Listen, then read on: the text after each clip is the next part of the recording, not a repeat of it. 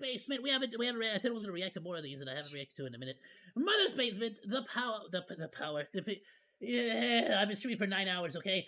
The problem with power fantasy anime. Power fantasies become a bit of a dirty word in modern anime discourse. Toss that label at some. Nah, son. You could say it's a dirty word, but Monke loves power fantasies. I don't care. There's no point. There's no point if it's not a power fantasy. I don't live in reality. I'm not trying to escape reality so I can live in a harsher reality. You feel me? Like that. I did that with Attack on Titan once. That was enough of that. I'm done. I'm good. I want all the good guys to win now. I want One Punch Man.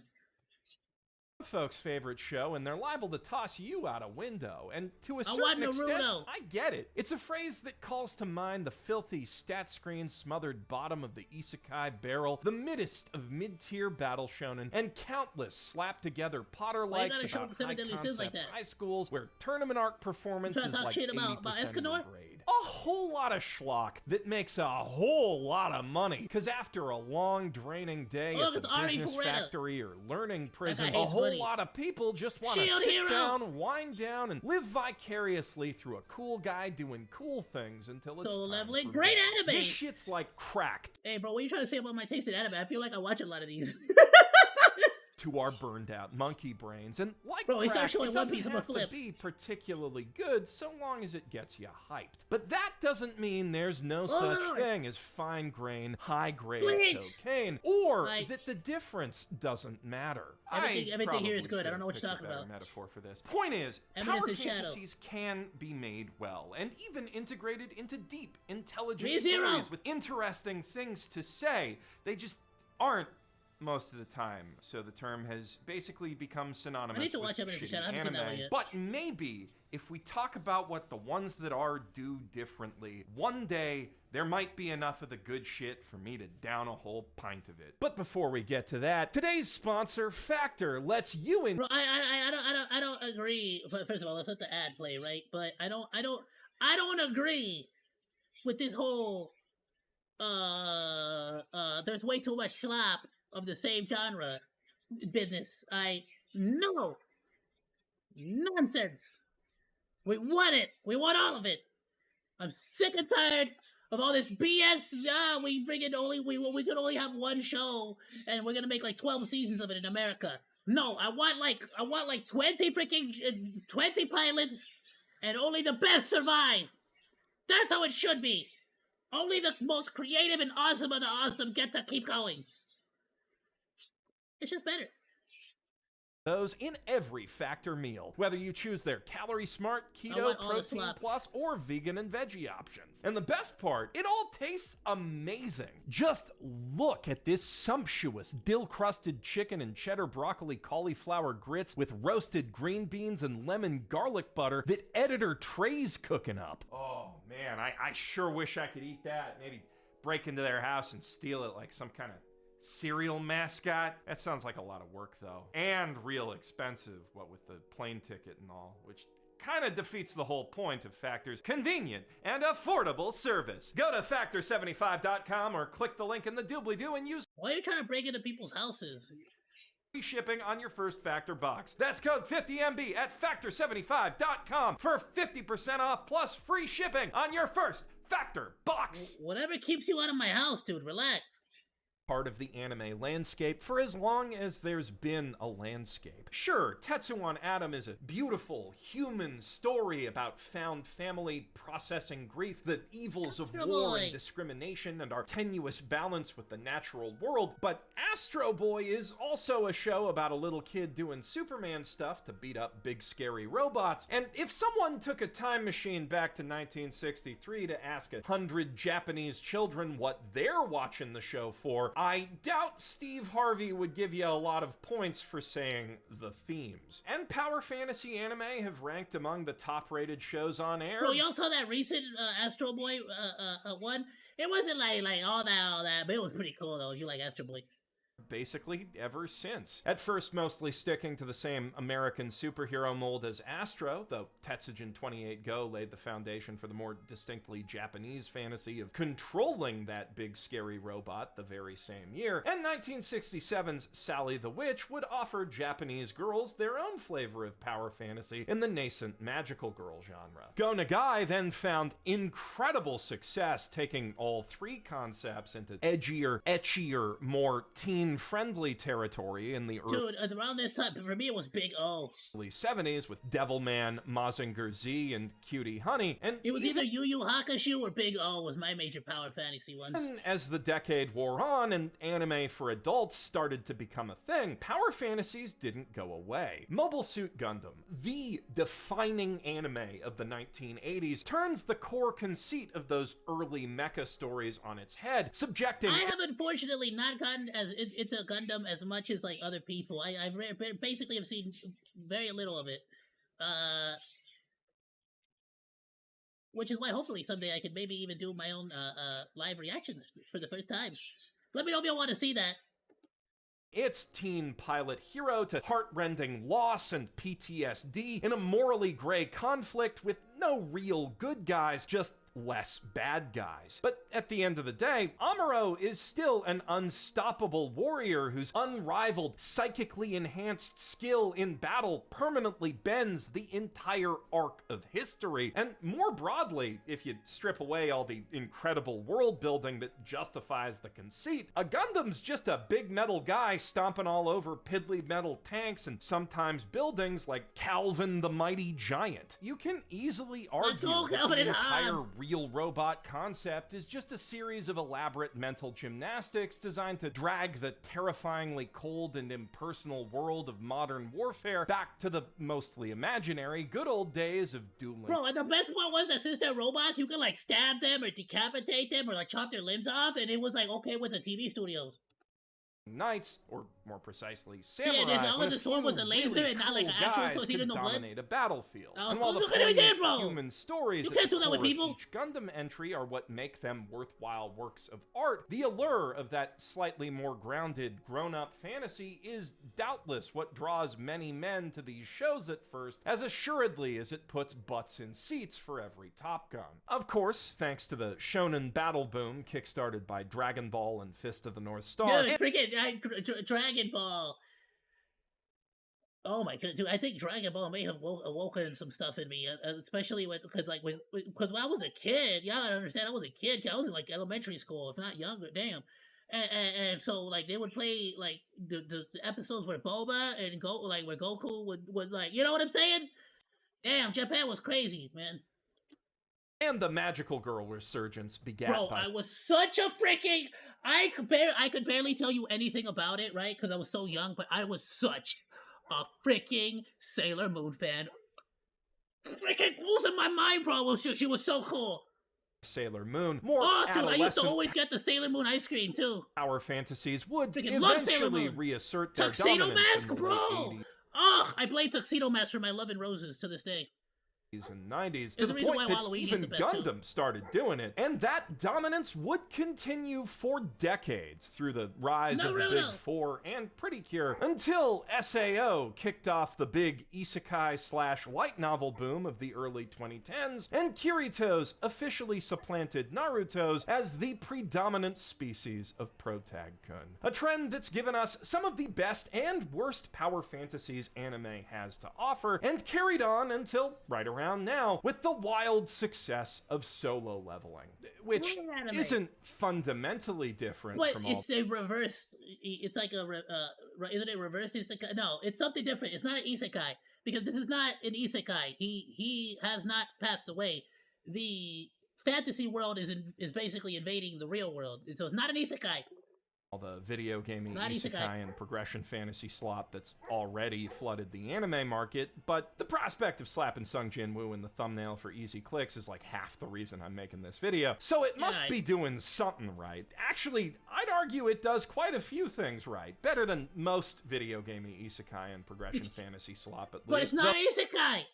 It also does quite a bit wrong. Given the title and premise, for instance, you probably wouldn't be surprised to hear that solo leveling is a prime example of I mean, it's functionally an isekai, right? But it's just not. Kirito effect, where the insanely OP hero gradually overshadows and renders irrelevant everyone who once fought beside him, except sometimes his wife. So then you... Yeah, but the major difference, and what I've tend to notice, is that similar to Naruto, people tend to appreciate it more when you actually get to see the growth of the character and the struggles of the character, whereas Kirito was already like pretty OP from the get.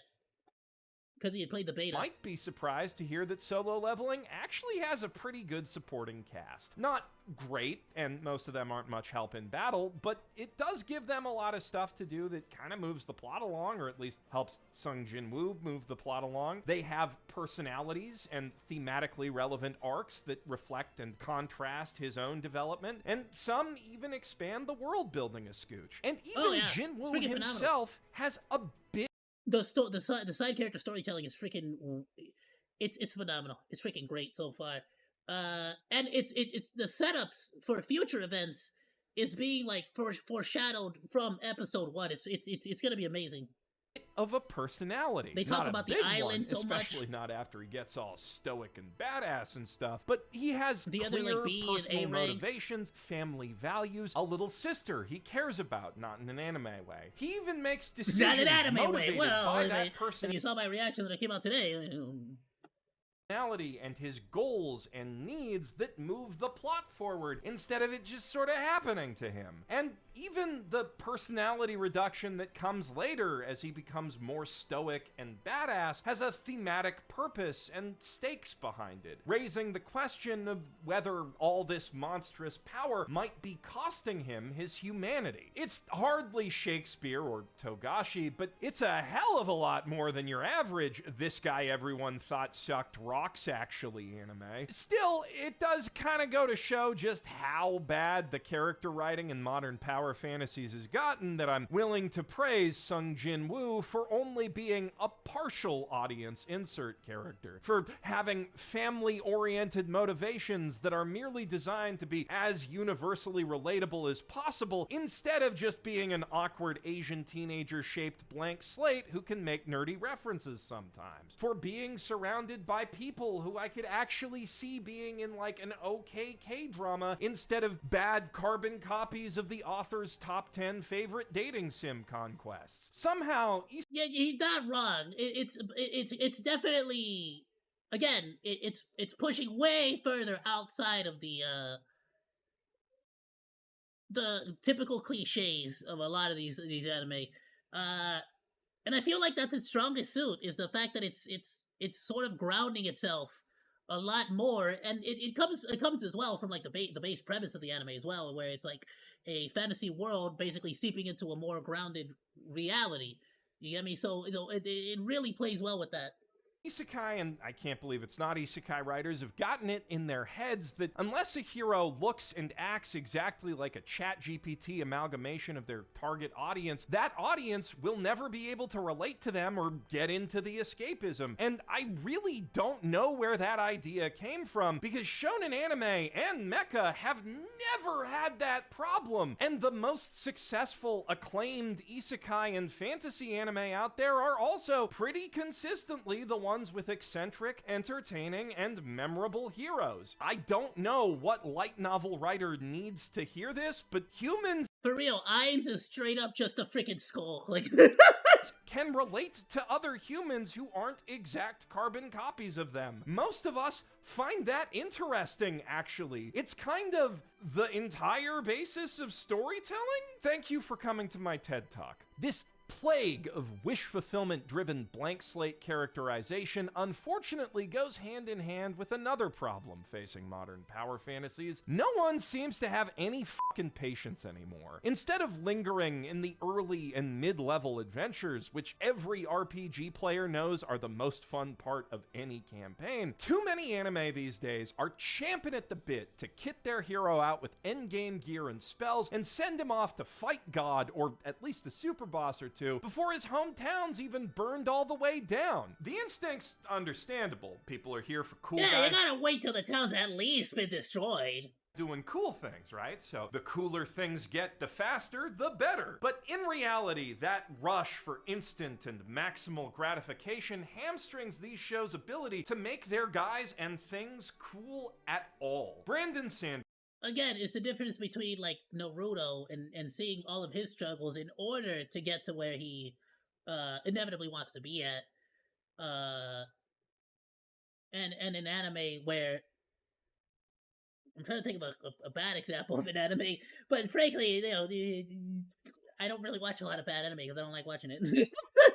But, you know... Western fantasy. It's in a lot of animes where the character right off the bat is already freaking uber powerful from the get. It tends to just, like, be boring because you're like, alright, well, this character is already, like, he can do no wrong, so what do I care? The eminent power fantasy purveyor built his entire empire on the back of 3 rules. An author's ability to solve conflict with magic is directly proportional to how well the reader understands said magic. What powers can't do is more interesting than what they can, and expand on what you have before you add something new. The first law is self-explanatory, while the other 2 help make your power system exposition dumps actually matter to the reader. Giving a power clear limitations makes its application feel less hand-wavy and leads to satisfying aha moments for your audience when a character finds a creative workaround for those limitations. Refraining from making up a bunch of powers, meanwhile, forces you to use more of those workarounds and ensures the audience won't get overloaded trying to remember all of the different powers that everyone has. So when an anime kicks off by giving its hero the power to copy powers, or hands him a bag of holding full of 80 different magic tools and enchanted pieces of equipment, or has him montage grind his way through 20 different VR MMO skills in half an hour, even if you flash up... Yeah,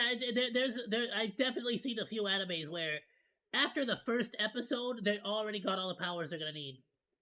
Up a stat screen with the name and explanation for all of the things that I feel like it's one of the reasons why Skeletal Knight, even though it's a pretty good anime in my opinion, I feel like that's the reason why it didn't kick off quite as much as other animes at the time or during that season. The only person who will ever remember that is the guy filling out the wiki. You may as well have explained nothing and just given him a magic genie with infinite wishes. Shangri-La Frontier is a great example of how restraint and focus in building your hero's skill set and equipment can pay off, but the same copyright trolls who took down Zenshu from the Ones to Watch video this winter are all over that show right now, so I'd rather not risk playing any clips. Solo leveling does a pretty decent job of this too, though. Between the invisibility, buffs and debuffs, enchanted weapons, manifesting those weapons plus potions and other stuff out of thin air, necromancy, and push-up. Again, though, I feel like, again, you could sort of, like, get the vibe.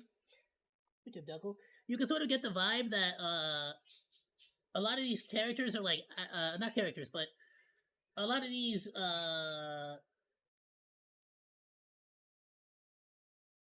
what shall we say? Producers? Directors? I put it. They're actual gamers too. They understand that, like, there are great ways to, like, give a character a big boost without necessarily, like, going outside of the bounds of, like, what's possible in a game. Early on, they gave him a dagger that applies poison, which absolutely helps explain how he's able to, like, get through a vast majority of the enemies, especially in the earlier episodes. I mean, frick, just look at Elden Ring. If you happen to get bleed, forget it, dude. You can take bleed all the way to the end game. You freaking won the game, basically, with the bleed build. One could argue that Sung Jinwoo has perhaps too many powers, but it's still few enough that you can remember what they all do. There's not much overlap between them, and each one is highlighted prominently when he gets it, so you have a chance to learn what they do. And if there's one thing that all the light novel, manga, and anime writers who definitely aren't watching this video should take away from it, it's that this is how you make the power part of your power fantasy feel satisfying. Well, this this and having stupid awesome action animation, but if you're banking on that, you're setting yourself up for failure. And even if you are lucky enough to get that stupid awesome money for your production, your story needs to be more and less than stupid awesome sometimes. Back when I was studying game design at Vancouver Film School, one of the concepts the teachers were keenest to drill into our heads was the interest curve. Longtime viewers might remember me talking about this at length in my Haikyuu What's in an OP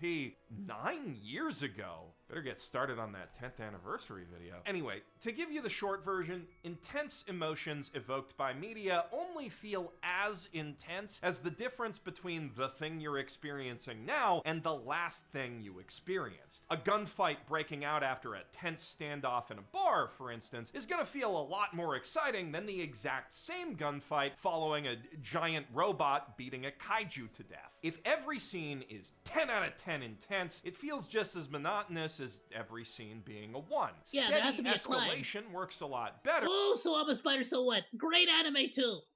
I like it. But after a while, that it's not. It doesn't take itself seriously, and you shouldn't either. It's that you got to go into it, not really. Also get predictable and exhausting. It's just fun. You need to give your audience downtime to process the crazy shit It's that a feel just good happened anime. and reset their calibration for what counts as crazy. Plus, just going straight from 1 to 10 leaves you with a boring intro. So the optimal approach is to hook people in with like a level 6 or 7 scene so they know how exciting your thing can be, but you still have somewhere to go from there. Then ease off to a 1 or 2 and build back up in a series of escalating peaks and valleys until you're hitting 9s and 10s in your climax. I learned this in terms of like difficulty spikes and big set piece moments and level design. You know, the asylum demon fucking you up in Dark Souls or dangling off that train in Uncharted 2, but it applies to all forms of media and all kinds of emotion. Think of how the instruments kick in gradually before the crescendo of Beethoven's Ode to Joy. In a rom-com, you want to build up and ease off the doki doki feelings to maintain romantic tension. In a Damn it, regular dude, that freaking anime!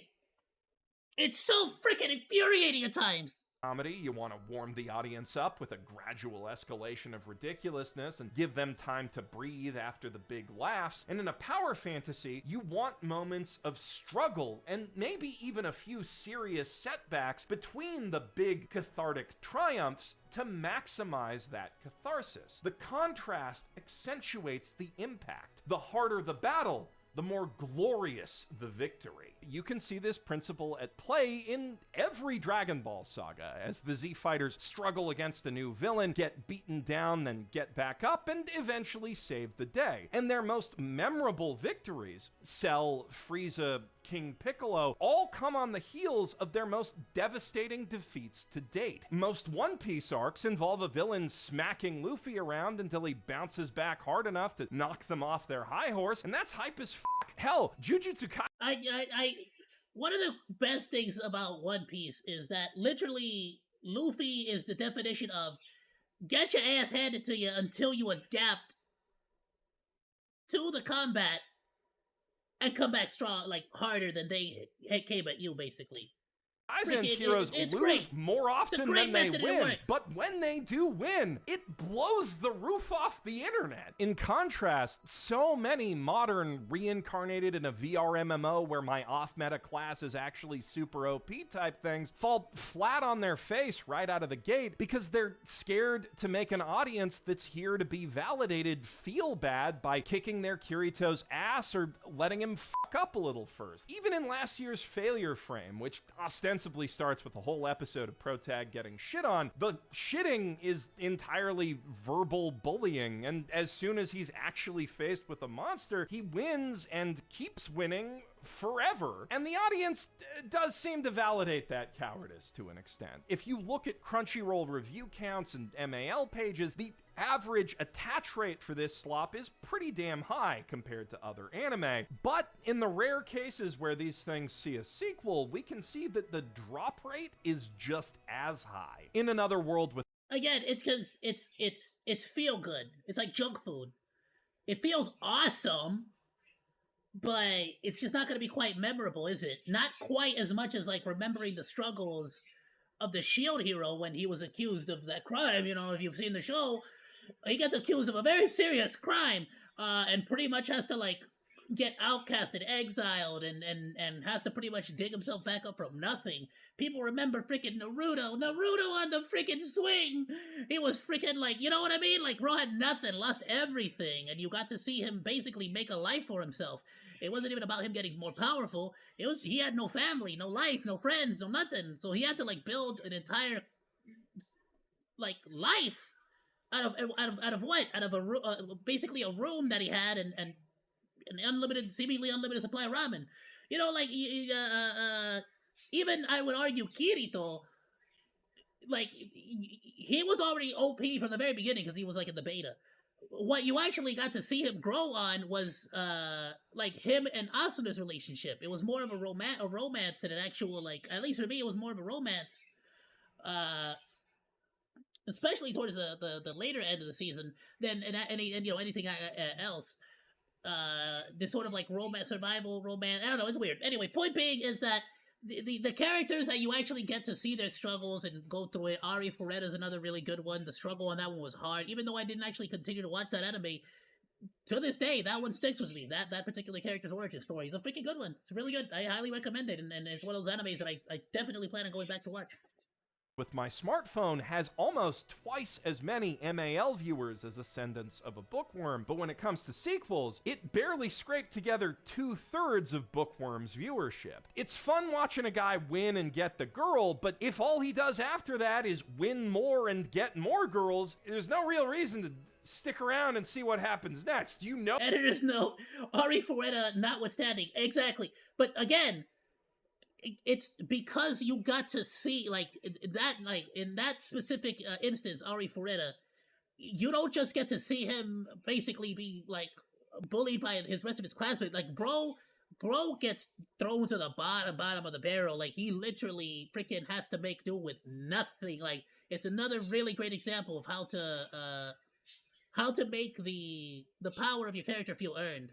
Definitely recommend watching the first episode at least. Oh, what's gonna happen next? Solo leveling does and doesn't solve this problem. Obviously, it's not afraid to kick Sung Jinwoo's ass at first, and the Double Dungeon does a good job of establishing what baseline D to B rank hunter skills look like, how our E rank hero falls short of that, and the god tier S+ level threats that he'll eventually rise up to challenge. And after he becomes the solo leveler, the show still does a good job of scaling the bigness and badness of the monsters he faces from episode to episode, mixing up groups of mobs, bosses, and mini-bosses to keep him on his toes. A trend that even carries on into the current season. Last arc, he fought some sentient monsters in an open field, which was scary, and now some different sentient monsters have dragged his party onto their home turf, which is even scarier. There was also a fun little bit before that where he had to stunt on the sentient monsters while staying invisible so the party he was trying to protect wouldn't find out how OP he was because he was incognito as their pack mule at the time. So there's even a bit of variety in the challenges the show throws at him. But again, and if you've seen the show, awesome. If you haven't, this might be a bit confusing. But I feel like they do a great job of like giving you a taste of what he's capable to do so that the next set of things he does is more believable. For example, when he has to fight against the snow elves, it makes it abundantly clear that he is able to protect a group of people. So not just able to combat enemies himself, but absolutely able to like fight an enemy, multiple enemies, while keeping an eye out for his allies. Which makes this next scene with the much tougher orcs like more believable, though definitely, assumedly, a much bigger challenge than like, you know. And if we're giving credit where it's due, dungeon theming and area layouts also show a lot more variety than, say, Sword Art Online. If this was a video game, I'd say Sword Art kind of had this really bad deal where eventually the room stopped even being the star of the show, and instead more of the drama and romance and the characters started to become. You get what I'm saying? Like you stopped even seeing the rooms at a certain point. pretty well designed, that they were, like, going but through. it's not a video game. So the challenge level only means anything if it actually affects the progression of the plot. And while every other encounter is set up to be like 2 to 3 levels ahead of Sung Jin Woo, so he's got to sweat it out and cheese him a bit to score that clutch victory, instead of just effortlessly raffle stomping everything, every other encounter is set up to be like 2 to 3 levels ahead of him so he can sweat it out, cheese it a bit, and score a clutch victory. With the fight choreography and the heavy breathing close-ups and the near misses into clever counterattacks and the awesome sound effects, the animation certainly captures the aesthetic of a Soulsian struggle battle, but in terms of narrative rhythm, it's more like a level-scaled Elder Scrolls game, where the monster... I also have to say, the genius of the necromancy part as well is how, effectively, to a certain degree, every enemy he conquers or defeats sort of just adds onto his overall power level, so to speak. Monsters keep getting tougher, but only exactly as much as the hero does, so the relative intensity of each fight remains basically flat. Except, of course, for that one time, but then he forgot to do his push-ups, so he got sent to the forgot to do your push-ups dimension, where he was able to heal up and grind until the enemy was 2 to 3 levels ahead of him, so he could sweat it out, cheese it a bit, and score a clutch victory. And I think that this is the single biggest issue with power fantasies that try to quantify their power levels like some sort of video game. There is a certain crunchy... And again, actually, I love that he showed the image of Goku, because Goku's actually another great, though early examples. It wasn't quite perfect, but Goku's a perfect example of how a character can get their cheeks clapped and then basically train and return back stronger than they were to finish the fight again. And it definitely did it well. Absolutely. Remember that one scene where he got his booty cheeks handed to him, and so he starts to train in Vegeta's anti-gravity, or the gravity, no, not anti, but like extra gravity pod. Satisfaction in seeing a hero get a little bit objectively stronger every episode because his numbers went up, but the story can only really respond to that by making the numbers of his enemies go also up. It locks you into a linear vertical progression loop that gives the hero and... Oh, you mean like a video game? His foes almost no room as much as the for map lateral advancement. That is, having the characters master the nuances of powers they already have, instead of just making those powers better or giving them new ones. Think of how Luffy expands the versatility of his Gum powers with Gears 2 and 3, compared to how he enhances them with Haki. Absolutely. And everyone has talked about this. Basically how Oda has been able to do so much with just the concept of this guy is rubber. This guy's made out of rubber, so he becomes, you know, what can rubber do? Well, it can expand like a balloon, but since he's expanding his muscles, technically, yeah, he has expanded muscles. Like he has big ass muscles. Gear 4 and awakens a new form of them in Gear 5. The former gears fundamentally alter the nature and complexity of the challenges Luffy can take on, while the latter ones mainly help him hit bigger, scarier guys harder, or funnier in Gear 5's case. This isn't to say that lateral advancement is strictly better than... Now, I'm not gonna spoil too much, but even this world has a hierarchy of power, obviously, because you, like, if you guys know One Piece, technically, even a normal non-fruit power user can defeat a fruit power user. That was the introduction of Haki, the great equalizer. So even non-power users can fight powered users with the use of Haki.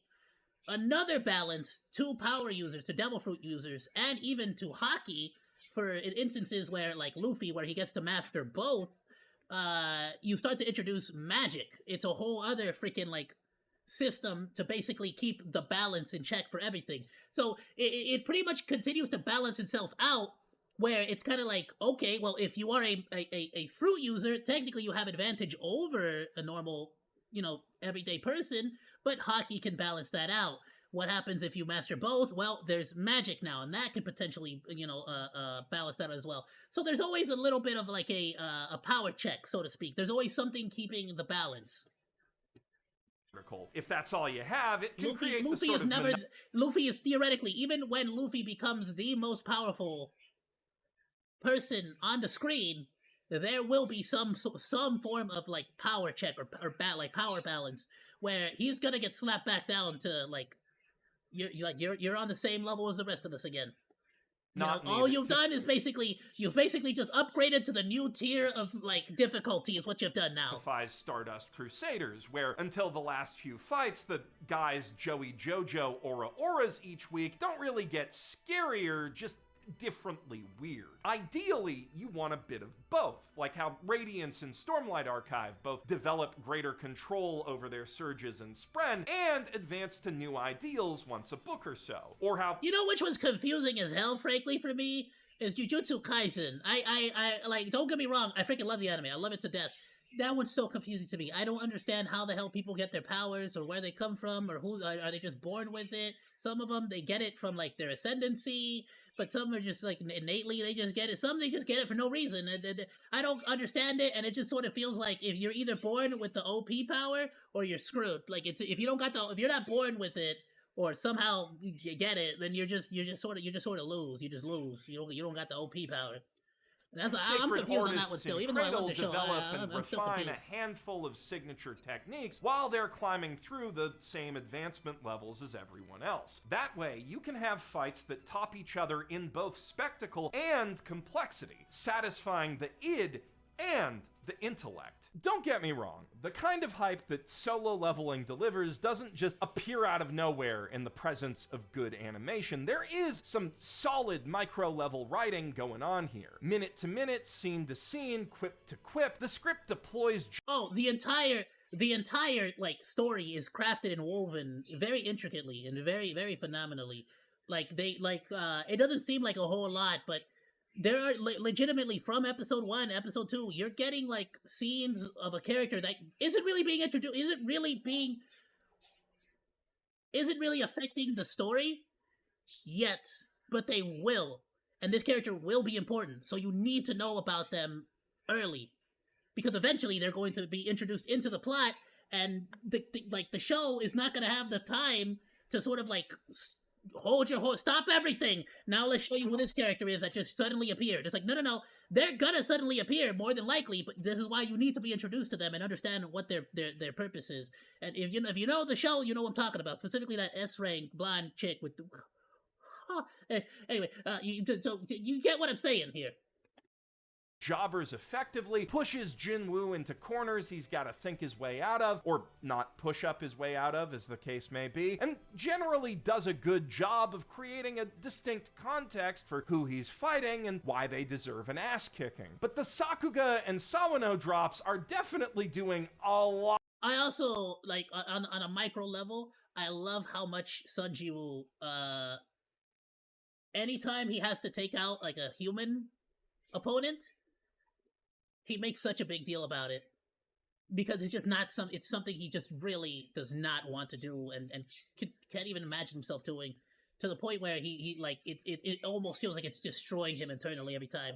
Lot of heavy lifting, just like the art does in the manhwa. And on a macro level, once you're clued into the pattern, you know how almost every fight's gonna go from the start. Either some cocky evil bitch underestimates Sung and gets his teeth pushed in, or Sung gets in a little over his head and claws his way out. Occasionally, he'll get in way over his head to keep you on your toes, but then some sort of Deus Ex Machina inevitably saves him at the last second, like in the double dungeon or the push-ups thing. And to be fair, that is still more than most— Listen.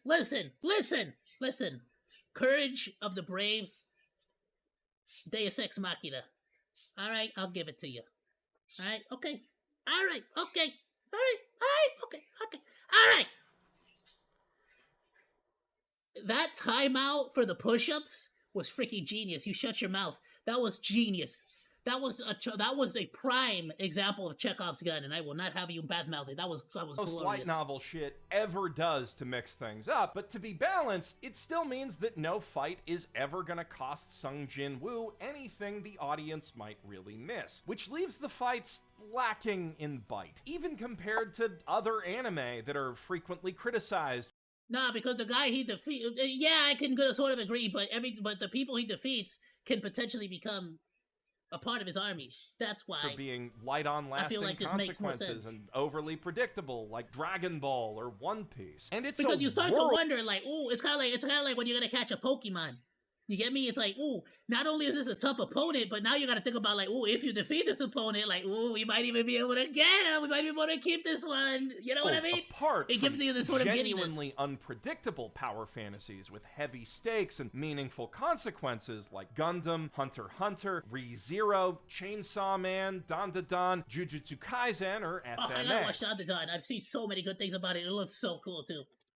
Please note that meaningful consequences doesn't have to mean constant character deaths, just failures that permanently alter the status quo and force the characters to adapt in some way. You know, some hardship to sweeten the victory, which, despite its reputation, One Piece does actually do when circumstances pull the crew apart or pit them against each other, or when they have to leave a friend behind. And while that's usually temporary, the sagas where it lasts a while tend to be held up as the best in the series. Alabama. Nah, so I don't care who you are. Like there'd be so many that there has not been another anime that that I have so many moments and I just like sort of look at it and I just want to tear up, bro.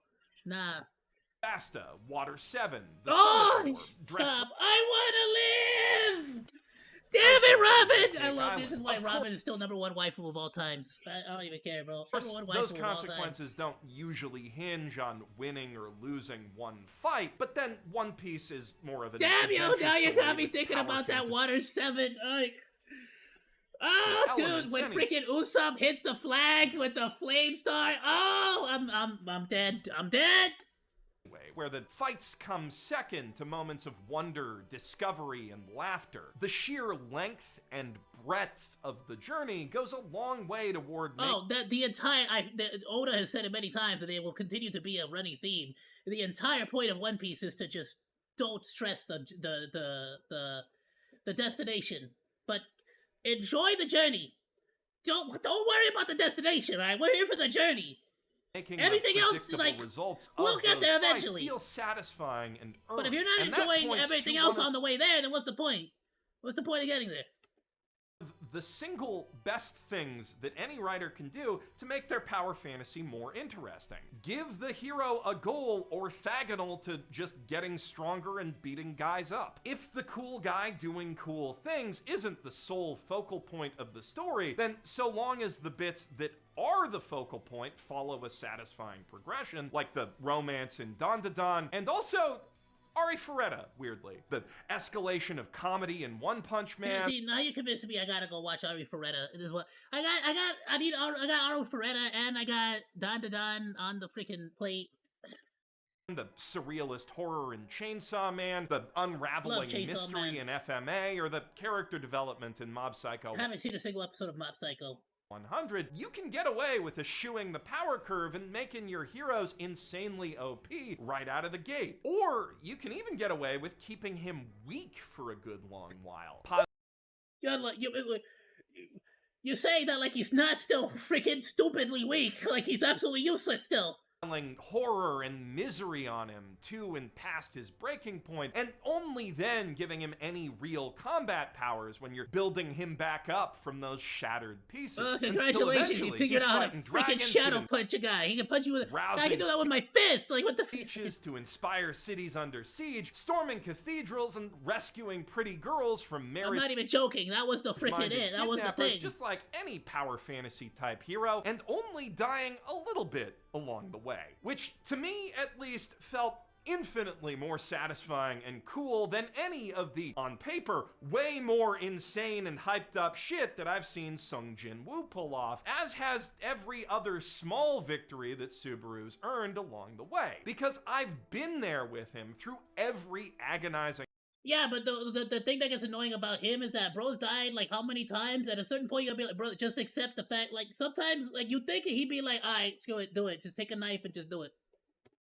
Step it took to get there, instead of just hearing that he was kind of a weak guy and seeing him get his ass kicked once. The harder the battle, the more glorious the victory. Solo leveling is amazing for the part of me that just wants to be a kid watching Saturday morning cartoons. I mean, it looks to me like he's getting his ass handed to him right now, bro. Kind of a...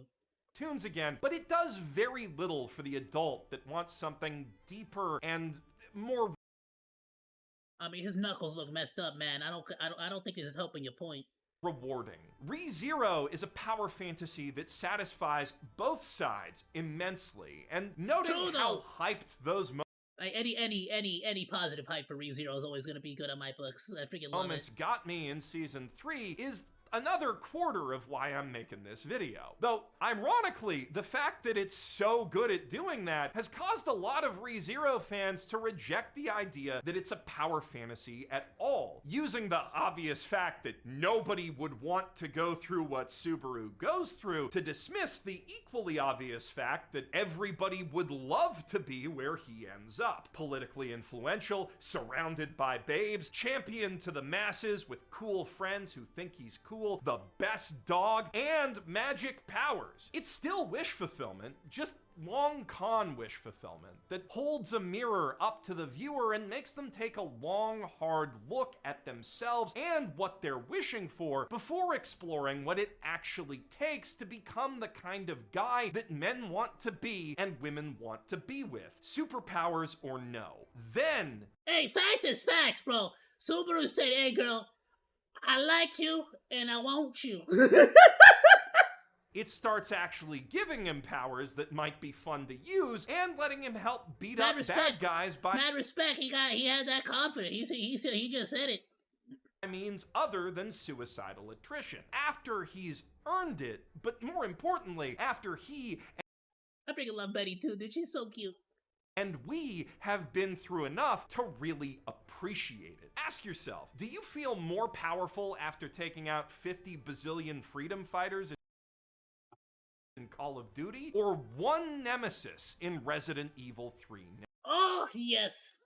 Nemesis. How about when you kill a dragon in Skyrim versus Elden Ring? The latter games don't Screw all of those. There will never be anything more satisfying than taking down the Chainsaw Man in the first village mission of Resident Evil 4. Oh, so good. Give away the feeling for free, but that doesn't mean that's not what they're selling. The temporary disempowerment doesn't negate the power fantasy. And maybe Sephiroth in Kingdom Hearts 2. The secret Sephiroth bots.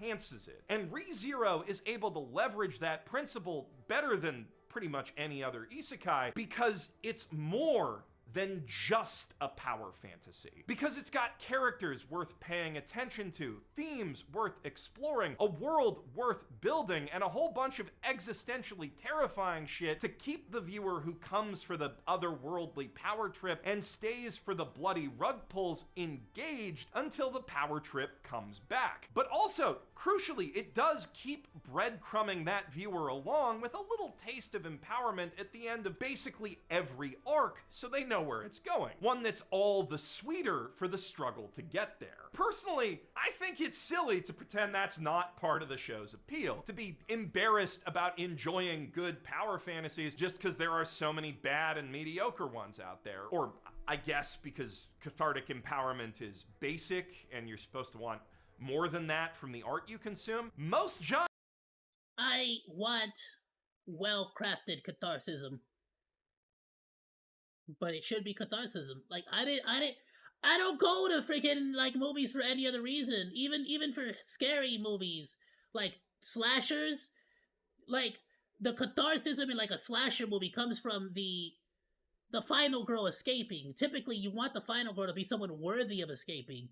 And you typically want a couple of good just douchebags that the villain, that the slasher, Jason or Michael Myers, can take out, and you could be like, oh yeah, that guy was a prick, you know? It's kind of messed up that this dude's killing people, but like, oh, that guy was a prick, you know? You know, it feels a little... Anyway, you know, so like, there's gotta be some... Everything in entertainment is built upon some form of catharsis. Or some... You know what I'm saying? Like, because you gotta have some degree of catharsis to make the fantasy real, because then it's not a fantasy, is it? Like, we already live in a world where we can't do jack squat. Like, you know what I'm saying? So, like, why else would we want to go and check this out? We want to be entertained by people playing, like, football, americano, soccer. because they're so freaking good at doing. I can't freaking do what bro was doing. Well, I can't do what Ronaldo does. That's freaking dumb. It's insane. Wild. I could never do what Tom Brady does. I could never do any of that. So there's a bit of a catharsism from watching them perform these amazing, phenomenal feats.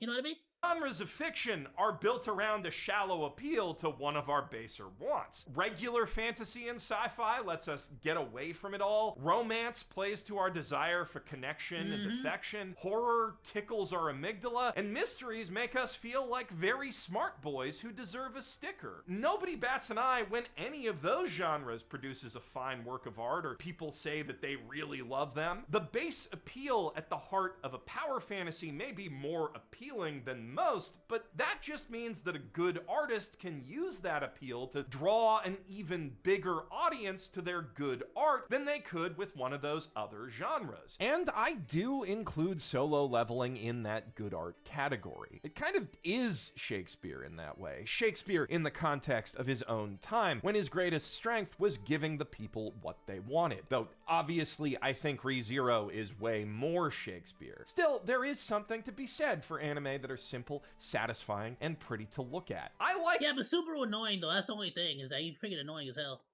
looking at pretty things, and Like, sometimes— bro, stop crying, just die already. Like, not thinking— like, you know, there'll be some times where he really be dragging it out. Like, come on, bro, alright. Like, yeah, it hurts. Hurry up. Like, make it faster than if it hurts so damn much. about them too. Even if I did end up clearly thinking way too hard about this particular one. Though, of course, that also means that a bad or lazy artist can pull an outsized audience for their warmed over dog shit just by chasing trends and instantly, endlessly bouncing on their blank slate Kirito's dick. And I still fully believe that you need to have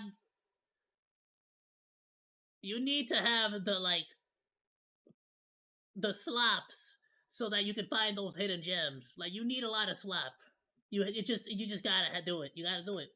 the ease with which that can be You need to throw a done lot of basically spaghetti at the wall. guarantees that the crack to cocaine ratio in the market will always be lopsided. Also, lots of them just turn out to be lumps of bacon 20% crack, 60% cane.